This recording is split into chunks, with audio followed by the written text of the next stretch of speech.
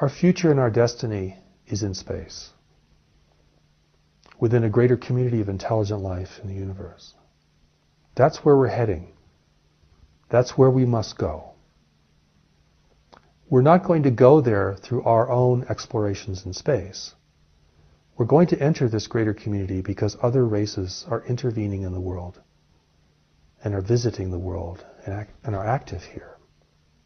That is how we will encounter a greater community of intelligent life.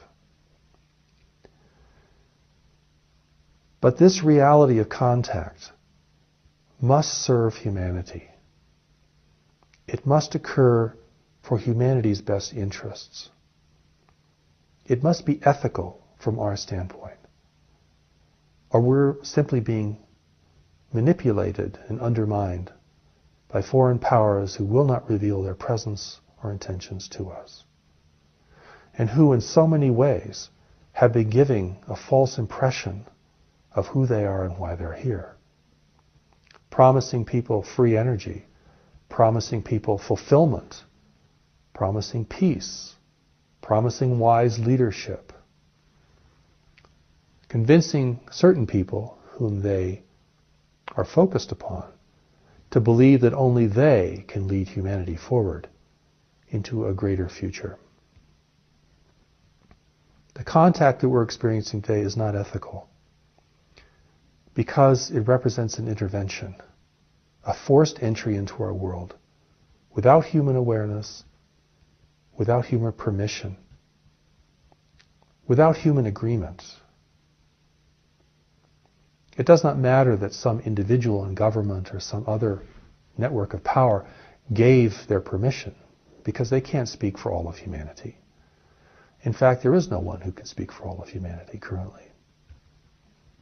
But we know innately the difference between a visitor and someone who intervenes in our home, or in this case, in our home world.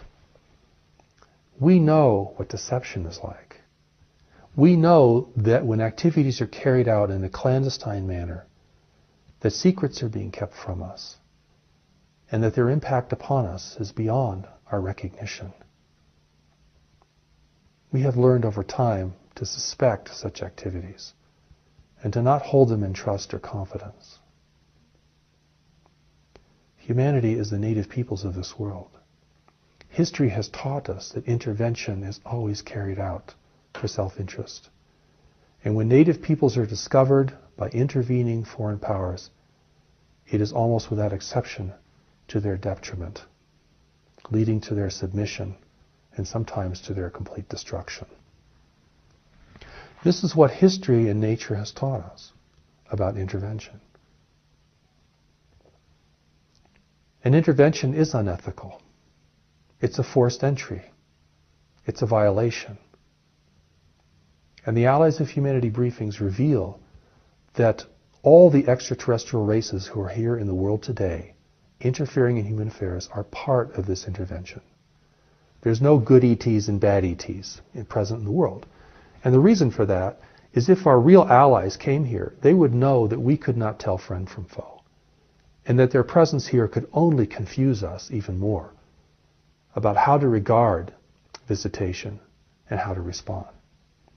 So we're dealing with an unequivocal situation. Every presence in the world today that is from a foreign planet represents a part of the intervention. They're all here for the same purposes: to take advantage of a weak and divided humanity, to gain access to the world's immense and valuable biological resources, to position themselves as leaders and guides and even mentors for a struggling and unaware humanity. Taking people against their will in an abduction scenario, subjecting them to cruel experiments, doing powerful mind control exercises upon them, leaving them psychologically damaged, leaving them without a sense of self-determination, is truly an unethical form of contact.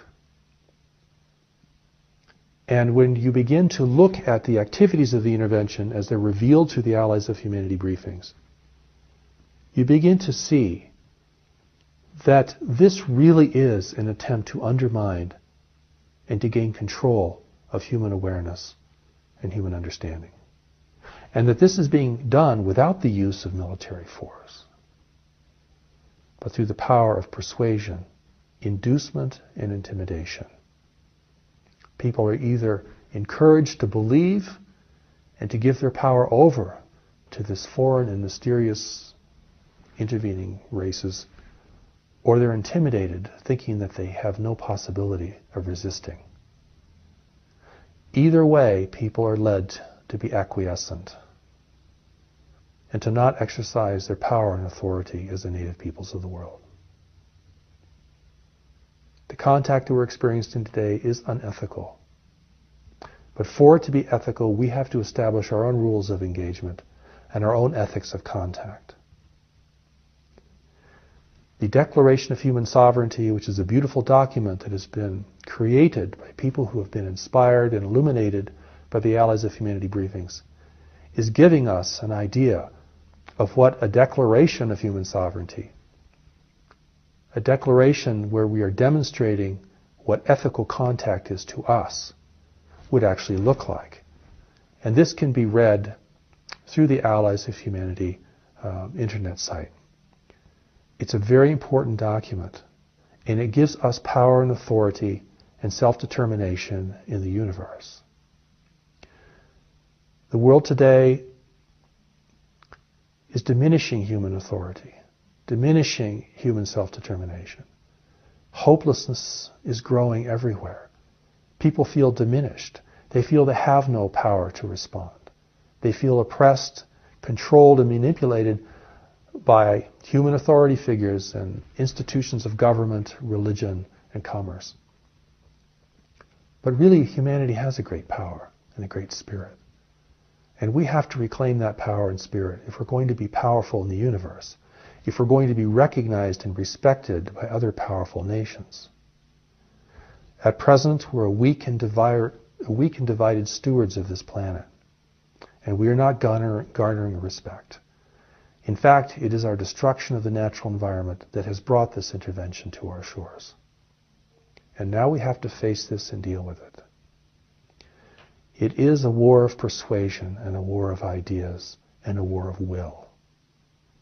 It is our will and our power that must rise to the fore if we are to be a self-determined people and a free and sovereign race in this world. We are to maintain that and to build that and to secure that into the future as we undergo this emergence into a greater community of intelligent life in the universe.